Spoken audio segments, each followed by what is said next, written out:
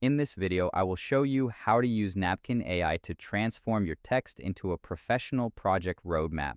Let's get started. I'll begin by selecting the option to paste my text directly onto a new napkin.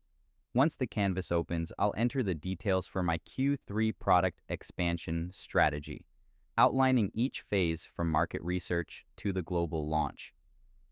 After highlighting my text, I'll click the lightning bolt icon on the left to generate AI suggestions. I can now browse through various categories like processes and timelines to find a visual style that matches my project needs. After choosing a style, I can also select from several design variations within that style to get the exact look I want. To start customizing, I'll click to ungroup the visual, which allows me to move and edit every element independently. I'll begin by refining the title, switching the font to Roboto Slab, adjusting the size, and choosing a color that stands out. Then I'll select individual phases to adjust their colors and icons, ensuring each step of the roadmap is clearly defined.